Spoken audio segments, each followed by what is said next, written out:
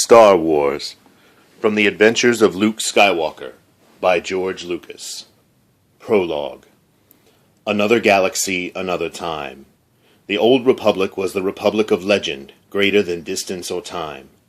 No need to note where it was or whence it came, only to know that it was the republic. Once, under the wise rule of the Senate and the protection of the Jedi Knights, the republic throve and grew. But as often happens when wealth and power pass beyond the admirable and attain the awesome, then appear those evil ones who have greed to match. So it was with the republic at its height. Like the greatest of trees able to withstand any external attack, the republic rotted from within, though the danger was not visible from the outside. Aided and abetted by restless, power-hungry individuals within the government and the massive organs of commerce, the ambitious Senator Palpatine caused himself to be elected president of the Republic. He promised to reunite the disaffected among the people and to restore the remembered glory of the Republic. Once secure in office, he declared himself emperor, shutting himself away from the populace. Soon he was controlled by the very assistants and bootlickers he had appointed to high office, and the cries of the people for justice did not reach his ears. Having exterminated through treachery and deception the Jedi Knights, guardians of justice in the galaxy, the imperial governors and bureaucrats prepared to institute a reign of terror among the disheartened worlds of the galaxy. Many used the imperial forces in the name of the increasingly isolated emperor to further their own personal ambitions. But a small number of systems rebelled at these new outrages. Declaring themselves opposed to the new order, they began the great battle to restore the old republic. From the beginning, they were vastly outnumbered by the systems held in thrall by the Emperor.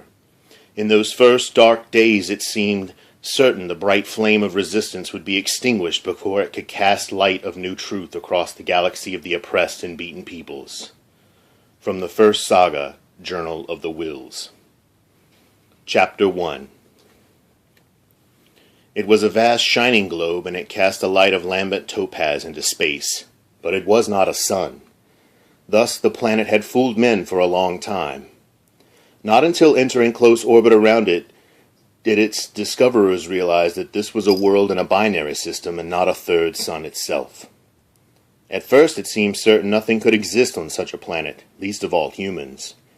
Yet both massive G1 and G2 stars orbited a common center with a peculiar regularity, and Tatooine circled them far enough out to permit the development of a rather stable, if exquisitely hot climate.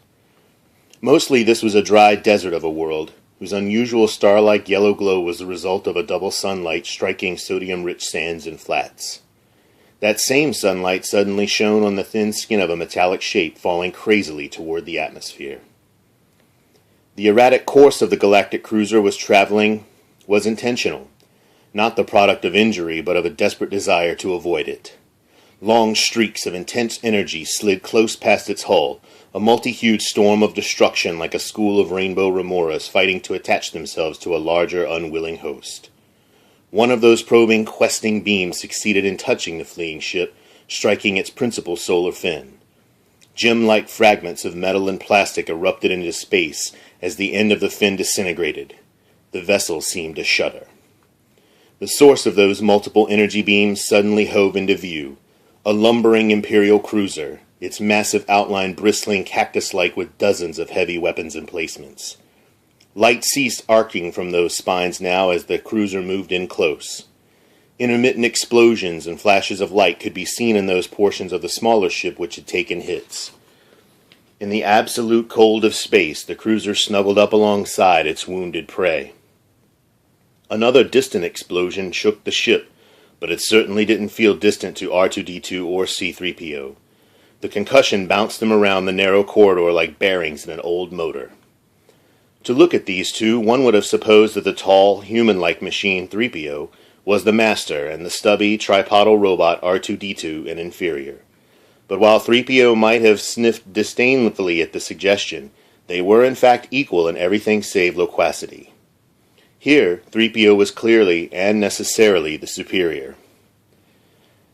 Still another explosion rattled the corridor, throwing 3PO off balance. His shorter companion had the better of it during such moments with his squat, cylindrical body's low center of gravity, well balanced on thick, clawed legs. R2 glanced up at 3PO, who was steadying himself against a corridor wall. Lights blinked enigmatically around a single mechanical eye as the smaller robot studied the battered casing of his friend.